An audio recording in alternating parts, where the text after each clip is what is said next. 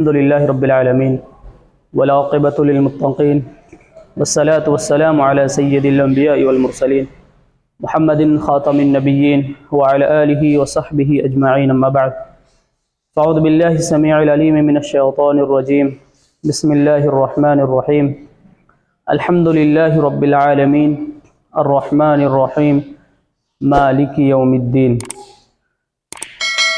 معزز سامعین کرام، آج انشاءاللہ سورۃ الفاتحہ کی ابتدائی 4 آیت کی مختصر سے تفسیر ہوگی.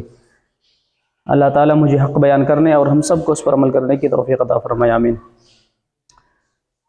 سورۃ الفاتحہ یہ قرآن کریم کی سب سے پہلی سورہ ہے، اور اس سورہ کی فضیلت احادیث میں بار بار ذکر کی گئی ہے. بڑی فضیلت والی سورہ ہے. اس سورہ کے متعدد نام ہیں، کئی ناموں سے اس سورہ کو جانا جاتا ہے. سب سے پہلا نام تو سورۃ الفاتحہ ہے، جس کا معنی ابتدا اور آغاز کے ہوتے ہیں، اسی لیے اس کو الفاتحہ یعنی فاتحۃ الکتاب کہا جاتا ہے. اور یہی مشہور ہے کہ سورۃ الفاتحہ سب سے پہلی سورہ قرآن کریم کی ہے. اس کا ایک نام ام القرآن بھی ہے، جیسا کہ حدیث میں نبی کریم صلی اللہ علیہ وسلم نے فرمایا کہ اس شخص کی نماز نہیں جو ام القرآن یعنی سورہ فاتحہ نہ پڑھے. اسی طریقے سے اس سورہ کا ایک نام السبع المثانی بھی ہے، اس لیے کہ اس سورہ کو بار بار نماز میں پڑھا جاتا ہے، بار بار دہرایا جاتا ہے. اس کا نام ایک السبع المثانی بھی ہے. ایک نام اس کا الشفا بھی ہے. یہ سورہ انسان کسی بھی بیماری میں اگر اللہ سے نیت کر کے ارادہ کر کے اگر اس سورہ کو دم کرے پڑھ کر کے اللہ سے شفا دیتا ہے. حالانکہ اللہ نے قرآن کریم کی پورا قرآن کریم کے بارے میں فرمایا کہ وَنُنَزِّلُ مِنَ الْقُرْآنِ مَا هُوَ شِفَاء، کہ ہم نے پورے قرآن کو شفا کے لیے نازل فرمایا ہے. تو اس سورہ کا ایک نام شفا بھی ہے. اگر انسان اس سورہ کو پڑھ کر کے کسی پر بھی دم کرے تو اللہ تعالیٰ اسے اس بیماری سے جلدی شفا عطا فرماتا ہے. اس سورہ کا ایک نام الرقیہ بھی ہے، جس کا مطلب ہوتا ہے دم کرنا. اس سورہ کا ایک نام رقیہ ہے. اس سورہ کو پڑھ کر کے ہم کسی کو دم بھی کر سکتے ہیں. اسی طریقے سے اس سورہ کا ایک نام القرآن العظیم بھی ہے، القرآن العظیم. اور ایک نام ان کا الصلاۃ بھی ہے، صلاۃ جسے ہم نماز کے نام سے جانتے ہیں. اور اس نام کو حدیث قدسی میں بھی بیان کیا گیا ہے. پیارے نبی صلی اللہ علیہ وسلم نے فرمایا کہ اللہ تعالیٰ فرماتا ہے، یہ صحیح مسلم کی روایت ہے کتاب الصلاۃ کی، کہ اللہ تعالیٰ فرماتا ہے قسمت الصلاۃ بینی و بین عبدی، کہ اللہ فرماتا ہے کہ میں نے سورہ فاتحہ یعنی نماز کو میں نے اپنے لیے اور اپنے بندوں کے درمیان تقسیم کر دیا ہے. تو اس حدیث سے پتہ چلتا ہے کہ سورہ فاتحہ کا ایک نام الصلاۃ بھی ہے. اور اس حدیث سے ایک بات یہ بھی ثابت ہوتی ہے کہ یہ سورہ ایسی سورہ ہے کہ انسان کوئی بھی نماز پڑھے، فرض ہو نفل ہو، چاہے وہ تنہائی میں پڑھے اکیلے یا امام کے پیچھے پڑھے، چاہے وہ سری نماز ہو یا جہری نماز، جب تک اس سورہ کو نہ پڑھا جائے وہ نماز ہی نہیں ہوتی. اس کے دلیل صحیح بخاری اور صحیح مسلم کے اندر موجود ہے. آپ صلی اللہ علیہ وسلم نے فرمایا لا صلاۃ لمن لم یقرأ بفاتحۃ الکتاب، کہ اس شخص کی نماز نہیں جس نے سورہ فاتحہ نہیں پڑھی. تو اس سے پتہ چلتا ہے کہ سورۃ الفاتحہ کی بہت زیادہ فضیلت اور اہمیت ہے، کہ جب تک کوئی بھی انسان کوئی بھی نمازی اس سورہ کو نہ پڑھے اس کی نماز قابل قبول ہے یہ نہیں. چاہے وہ اکیلے پڑھے یا امام کے پیچھے پڑھے مقتدی بن کر کے، چاہے وہ نفل نماز پڑھے یا فرض نماز پڑھے، کوئی بھی نماز پڑھے، جب تک سورہ فاتحہ وہ نماز میں نہ پڑھے تو وہ نماز قابل قبول نہیں. اس لیے ہم تمام لوگوں کو چاہیے کہ ہم تمام کے تمام لوگ سورۃ الفاتحہ کو پڑھنے کی عادت بنائیں اور ضرور پڑھا کریں.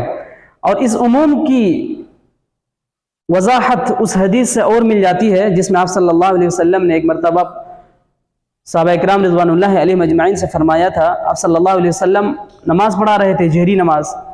آپ صلی اللہ علیہ وسلم کے ساتھ کچھ صحابہ نے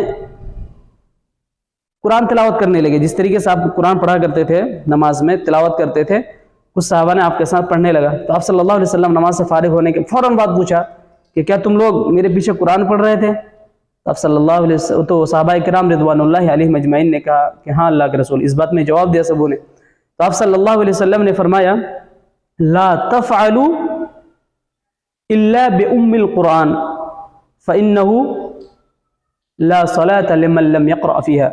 اب صلی اللہ علیہ وسلم نے فرمایا کہ تم لوگ صرف سورۃ الفاتحہ کو پڑھا کرو، سورہ فاتحہ کے علاوہ اور کچھ بھی نہ پڑھا کرو. یہ حدیث ترمذی میں بھی ہے، ابو داؤد میں بھی ہے اور نسائی میں بھی ہے. اسی طریقے سے آپ صلی اللہ علیہ وسلم نے یہ بھی بیان فرمائی کہ جب تک کوئی شخص سورۃ الفاتحہ کو نہ پڑھے تو اس کی نماز نہیں ہوگی. حضرت ابو ہریرہ اس حدیث کے راوی ہیں. اسی طریقے سے حضرت ابو ہریرہ سے ایک صحابی نے سوال کیا کہ ہم لوگ جب جماعت کے ساتھ نماز پڑھتے ہیں تو اس وقت کیا کریں؟ انا نکون وراء الامام، کہ جب ہم امام کے پیچھے پڑھے ہیں نماز تو اس وقت کیا کریں؟ تو حضرت ابو ہریرہ رضی اللہ تعالی عنہ نے ان کو جواب دیا کہ اقرأ بها فی نفسک، کہ اس وقت تم دل ہی دل میں سورۃ الفاتحہ کو پڑھ لیا کرو. لیکن کچھ لوگ قرآن کریم کی سورہ اعراف سورہ نمبر 7 آیت نمبر 2 سے 4 میں جو ایک آیت ہے وَإِذَا قُرِئَ الْقُرْآنُ فَاسْتَمِعُوا لَهُ وَأَنْصِتُوا، کہ جب قرآن کی تلاوت کی جائے تو تم کان لگا کر کے غور سے سنو اور خاموشی اختیار کرو.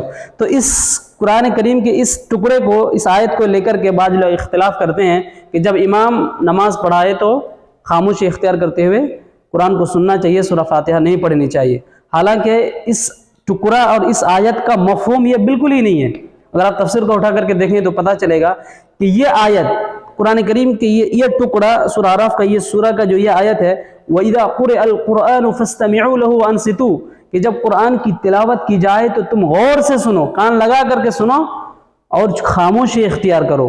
یہ اللہ نے کب نازل فرمائی؟ اللہ نے قرآن میں خود اس کی وضاحت فرما دی ہے. اللہ نے یہ آیت اس وقت نازل فرمائی جب کفار مشرکین کے سامنے قرآن کی تلاوت کی جاتی تھی. آپ صلی اللہ علیہ وسلم قرآن کی تلاوت کرتے تھے تو وہ لوگ شور مچانے لگتے تھے، ہلہ کرنے لگتے تھے، کافی زیادہ باتیں کرنے لگتے تھے اور ایک دوسرے سے کہا کرتے تھے لا تسمعوا لهذا القرآن والغوا فيه، کہ تم اس قرآن کو غور سے نہ سنو، اس قرآن کو سنو ہی نہیں بلکہ تم لوگ ہلہ مچایا کرو.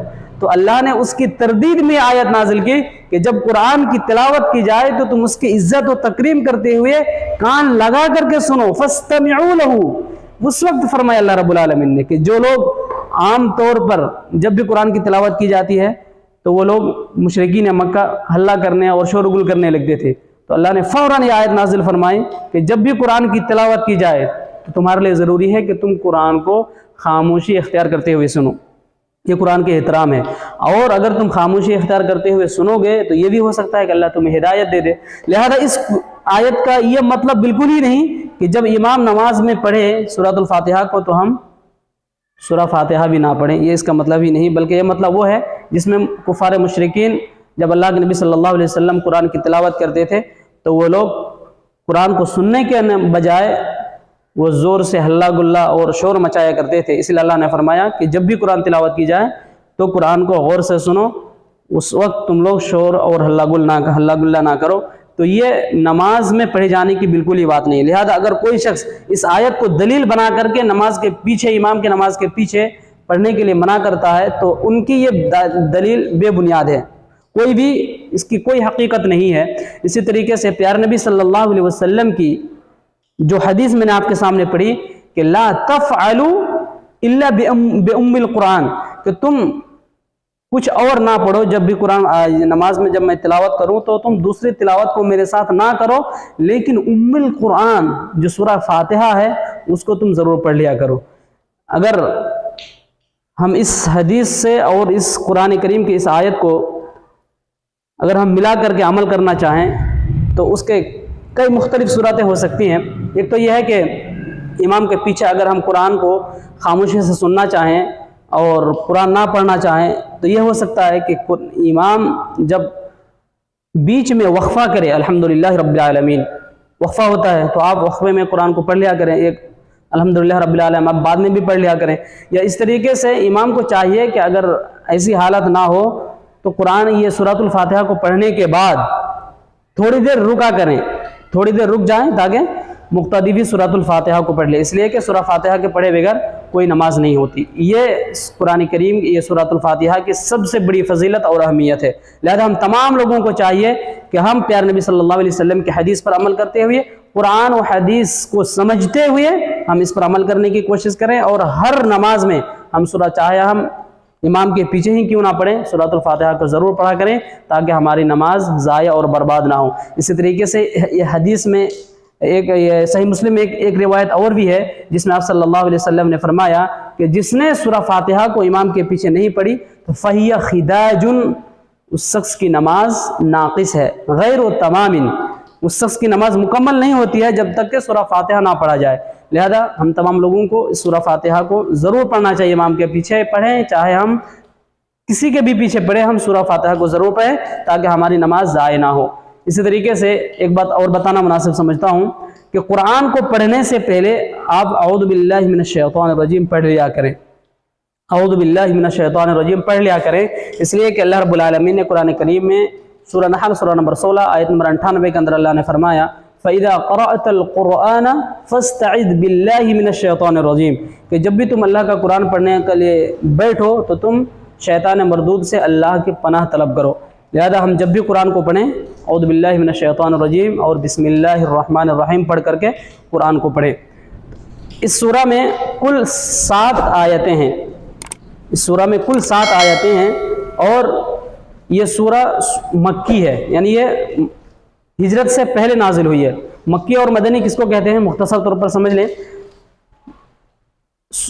مکی سورہ اسے کہا جاتا ہے جو ہجرت سے پہلے نازل ہوئی، آپ صلی اللہ علیہ وسلم کے مدینے میں ہجرت کرنے سے پہلے جتنی بھی سورتیں نازل ہوئی، چاہے وہ کہیں بھی نازل ہوا ہو، اگرچہ وہ مدینہ ہی میں کیوں نہ نازل ہوا ہو، لیکن اگر ہجرت سے پہلے نازل ہوئی تو آپ صلی اللہ علیہ تو وہ سورتیں مکی ہیں، لیکن اگر ہجرت کے بعد اگر سورتیں کوئی بھی سورت نازل ہوئی تو وہ سورہ مدنی سورہ کہلاتا ہے۔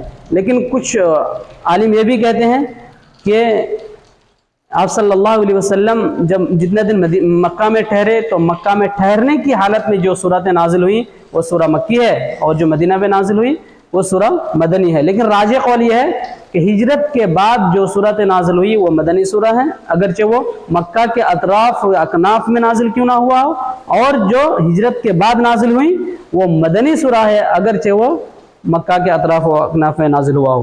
تو اس سے پتہ چلا کہ مدنی سورہ وہ ہے جو ہجرت کے بعد نازل ہوئی، اور مکی سورہ وہ ہے جو ہجرت سے پہلے نازل ہوئی۔ تو سورہ فاتحہ یہ سورہ مکی ہے اور یہ ہجرت سے پہلے نازل ہوئی ہے۔ اب آئیے ہم اس کی تفسیر کی طرف آتے ہیں۔ سب سے پہلے قرآن کا یہ الحمدللہ رب العالمین، اس کا ترجمہ سنیں کہ سب تعریف اللہ ہی کے لیے ہے۔ الحمدللہ رب العالمین، سب تعریف اللہ ہی کے لیے ہے جو تمام جہانوں کا پالنے والا ہے۔ الرحمن الرحیم، وہ بڑا رحم اور نہایت ہی مہربان ہے، وہ بڑا رحم اور یا وہ بہت بڑا مہربان اور نہایت ہی رحم کرنے والا ہے۔ اور مالک یوم الدین، وہ بدلے کا دن یعنی قیامت اور جزے کا دن کا مالک ہے۔ یہی تک آج ہمیں تفسیر کرنی ہے، انشاءاللہ پھر بعد کی 3 آیتیں یہ نیکسٹ سنڈے کو بیان کیا جائے گا۔ اب اس میں ہم تھوڑا سا غور کریں گے کہ الحمد میں اللہ رب العالمین نے سب سے پہلا لفظ الحمد کیوں استعمال کیا ہے، الحمد کیوں استعمال کیا اللہ رب العالمین نے۔ تو عربی زبان کے لیے جو لوگ گرامر جانتے ہیں، گرامر کو پڑھتے ہیں، تو یہاں الحمد جو ہے سب سے پہلا جو الف لام لگایا گیا ہے تو یہ الف لام استغراق کے لیے ہے، استغراق یعنی یہ تخصیص کے لیے ہے کہ تمام کے تمام تعریفیں صرف اور صرف اللہ ہی کے لیے ہے، صرف اور صرف اللہ ہی کے لیے ہے۔ اور اگر کسی انسان کو اللہ رب العالمین خوبصورت اور حسن و جمال عطا کرتا ہے، یا اس انسان کے اندر کچھ خوبیاں پایا جاتا ہے یا اس کے اندر کچھ کمالات اگر پائے جاتے ہیں تو چونکہ وہ اللہ کا پیدا کردہ ہے، اللہ ہی نے اس کو پیدا کیا ہے، تبھی تو اس کو اللہ نے حسن و جمال عطا کیا، اس کو خوبیوں والا بنایا۔ اگر اللہ اسے پیدا نہیں کرتا تو اس کو یہ صفاتیں کہاں سے آتی؟ اس لیے تمام کے تمام تعریفیں صرف اللہ ہی کے لیے ہے۔ اللہ کے بعد اگر ہم کسی کا تعریف کریں تو کریں، لیکن تمام تعریفیں صرف اللہ ہی کے لیے جائز ہیں، اور ہم اللہ ہی کے لیے سب سے پہلے ہمیں تعریف کرنے کی ضرورت ہے۔ للہ کا مطلب ہوتا ہے کہ اللہ کے لیے، اور یہ اللہ کا ایک ذاتی نام ہے۔ اللہ یہ ایک ذاتی نام ہے، اور یہ اللہ کا ذاتی نام ایک ایسا ہے کہ پوری دنیا میں یہ لفظ ایسا ہے کہ یہ لفظ کسی کے لیے استعمال نہیں کیا جاتا ہے۔ اللہ کا لفظ کسی کے لیے بھی استعمال نہیں کیا جاتا ہے۔ اور رب کا مطلب ہوتا ہے پرورش کرنا، یہ کسی چیز کو تخلیق کرنے کے بعد اس کی ضروریات کو اس کے تکمیل تک عطا کرنا، یہ اسے رب کہا جاتا ہے۔ لہذا رب اسی کو کہتے ہیں، رب اسی کو کہا جا سکتا ہے جس کو جس وقت جتنی چیز کی ضرورت پڑے اور اس کو وہ مہیا کر دے، وہی رب کہلاتا ہے۔ دنیا میں کسی کے پاس اتنی طاقت نہیں ہے کہ جس کو جس وقت جس چیز کی جتنی ضرورت پڑے اس کو وہ مہیا کر دے، یہ اللہ کے علاوہ کسی کے پاس طاقت نہیں ہے۔ اور عالمین، دیکھیے پورا جہاں کا رب صرف اللہ ہی ہے۔ یہ کیوں کہا گیا؟ اس لیے کہ اس عالم کے اندر، عالم کا مطلب دنیا ہوتا ہے، اس عالم کے اندر انسان بھی ہے، جنات بھی ہے، اور مختلف طریقے کے جانور بھی ہیں، پرندے بھی ہیں، لیکن اللہ رب العالمین تمام مخلوقات کی ضروریات کو پورا کرتا ہے۔ جتنے بھی مخلوقات ہیں، جس کو جس وقت جتنی غذا چاہیے اور جو بھی چیز ضرورت پڑتی ہے وہ اللہ رب العالمین سب کو پہنچاتا ہے، تمام کے تمام مخلوقات کو۔ اور یہ صرف اللہ ہی کی ذات ایسی ہے جو یہ کر سکتا ہے، اور دنیا میں کسی کی ذات ایسی نہیں ہے، یا کوئی ایسی شخصیت نہیں ہے جو یہ تمام مخلوقات کو جس چیز کی ضرورت پڑے وہ چیز پہنچا سکے۔ یہ اللہ کے علاوہ کسی کے لیے بھی مناسب نہیں ہے۔ لہذا رب العالمین اگر کوئی ہو سکتا ہے تو وہ صرف اللہ ہی کی ذات ہے۔ اسی لیے اللہ رب العالمین نے فرمایا کہ الحمدللہ رب العالمین، کہ تمام کے تمام تعریفیں صرف اللہ ہی کے لیے ہے جو تمام جہانوں کا پالنے والا ہے۔ الرحمن الرحیم، کہ وہ بڑا مہربان اور رحم کرنے والا ہے۔ اس میں بعض علماء نے کہا کہ لفظ الرحمن جو ہے تو اس میں رحیم کے بنسبت زیادہ مبالغہ پایا جاتا ہے، اس لیے کہ لفظ الرحمن کہ اللہ بہت بڑا مہربان ہے، یہ اللہ بہت رحم کرنے والا ہے، تو یہ رحمان دنیا اور آخرت دونوں کے لیے ہے، دنیا اور آخرت دونوں کے لیے ہے۔ اسی لیے کہا جاتا ہے کہ الرحمن الدنیا والآخرہ، کہ رحمان، لفظ رحمان جو اللہ کے لیے استعمال کیا جاتا ہے تو وہ دنیا میں بھی ہے اور آخرت میں بھی ہے۔ اور اسی کی وجہ سے دنیا میں جتنے بھی کفار و مشرکین ہیں، یا جتنے بھی شرک کرنے والے ہیں اللہ کے ساتھ، لفظ رحمان کی وجہ سے ہی اللہ رب العالمین اسے کھانے اور پینے کے لیے دیتا ہے۔ لیکن لفظ رحیم جو ہے وہ صرف مومنوں اور مسلمانوں کے لیے خاص ہے، جو قیامت کے دن ہوگا۔